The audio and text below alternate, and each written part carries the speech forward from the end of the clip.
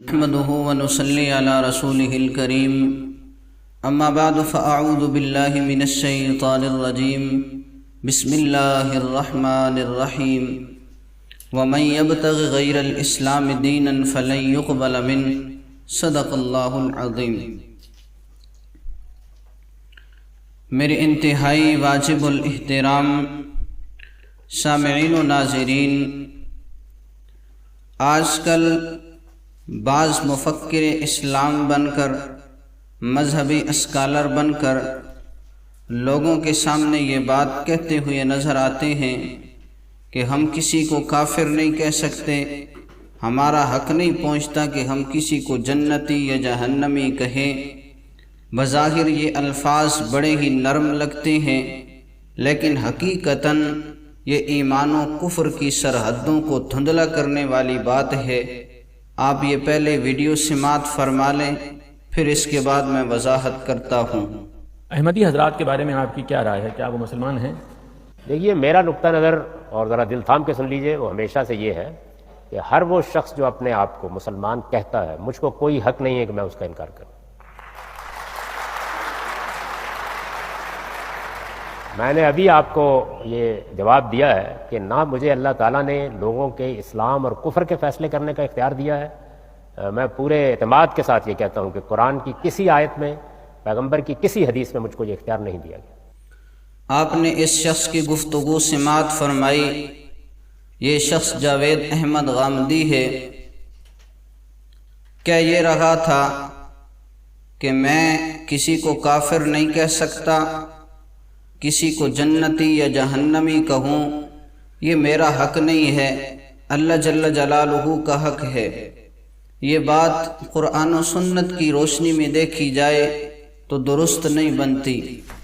اللہ جل شانہ قرآن کریم کے اندر ارشاد فرماتے ہیں، وَمَن يَبْتَغِ غَيْرَ الْإِسْلَامِ دِينًا فَلَن يُقْبَلَ مِنْهُ، کہ جو اسلام کے علاوہ دین تلاش کرے گا اس سے ہرگز قبول نہیں کیا جائے گا۔ اسی طرح رسول اللہ صلی اللہ علیہ وآلہ وسلم کا فرمان موجود ہے، من بدل دینہ فاقتلوہ، جو بندہ اپنے دین کو تبدیل کر ڈالے اسے قتل کر دو۔ یعنی جو بندہ پہلے مسلمان ہو پھر مرتد ہو جائے، دین اسلام کو چھوڑ دے، اسے قتل کر دیا جائے، تو پتہ چلتا ہے کہ اسلام ہی اصل مذہب ہے، اسی کے مطابق ایمان مقبول ہے، اسی کے مطابق آخرت کے اندر نجات ہے، اسی کی وجہ سے آخرت کے اندر جنت ملے گی۔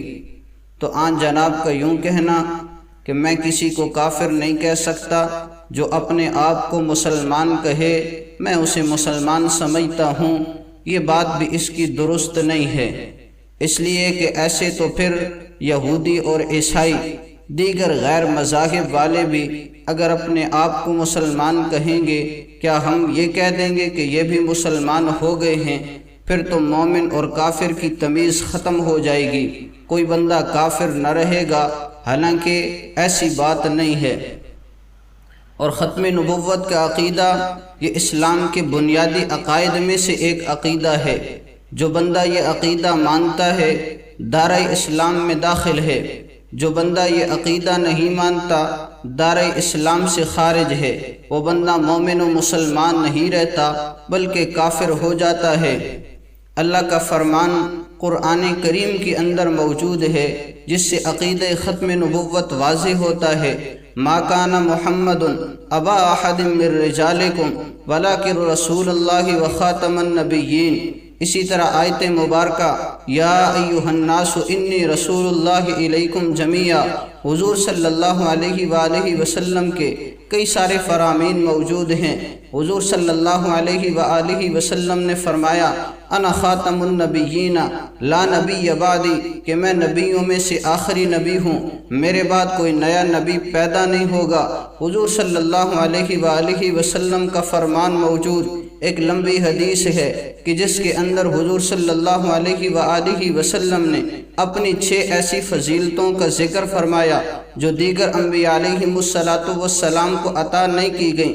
فضلت علی الانبیاء بست، کہ مجھے انبیاء علیہم السلام پر 6 چیزوں سے فضیلت دی گئی ہے۔ ان میں سے ایک فضیلت رسول اللہ صلی اللہ علیہ وآلہ وسلم نے یہ بھی بیان فرمائی کہ وَخُتِمَ بِيَ النَّبِيُّونَ، کہ مجھ پر نبوت ختم کر دی گئی ہے، میں نبیوں میں سے آخری نبی ہوں۔ اسی طرح رسول اللہ صلی اللہ علیہ وآلہ وسلم کا فرمان صحیح مسلم کے اندر موجود ہے۔ حضرت جابر رضی اللہ تعالی عنہ راوی ہیں، حضور صلی اللہ علیہ وآلہ وسلم فرماتے ہیں، قسم اس ذات کی جس کے قبضے میں مجھ محمد صلی اللہ علیہ وآلہ وسلم کی جان ہے، کہ اگر میرے بعد یہودی اور عیسائی آئیں، ان پر میرا دین پیش کیا جائے، میری بات پیش کی جائے اور وہ مجھ پر ایمان نہ لائیں، تو وہ اصحاب جہنم میں سے ہوں گے، وہ جہنمیوں میں سے ہوں گے، جنت والوں میں سے نہیں ہو سکتے۔ تو پتہ چلا جو حضور صلی اللہ علیہ وآلہ وسلم پر ایمان نہیں لاتا، حضور صلی اللہ علیہ وآلہ وسلم کی نبوت کو، ختم نبوت کو تسلیم نہیں کرتا، وہ بندہ مومن نہیں ہو سکتا۔ اور شروع میں اللہ کا فرمان پڑھ دیا کہ جو دین اسلام کے علاوہ دین تلاش کرتا ہے اللہ اس کو ہرگز قبول نہیں فرماتے۔ پھر یہ نقطہ نظر کہ قادیانی اپنے آپ کو مسلمان کہتے ہیں، تو یہ نقطہ نظر بھی درست نہیں ہے۔ کسی کے فقط کہنے سے کوئی مسلمان نہیں بنتا، بلکہ قرآن و سنت کی روشنی کے اندر دیکھا جائے گا اس کے عقائد کیسے ہیں، اس کے اعمال کیسے ہیں، اس کے اندر کوئی کفر کا سبب تو نہیں پایا جاتا۔ اگر اس کے اندر کفر کا سبب پایا جائے گا اسے کافر کہا جائے گا۔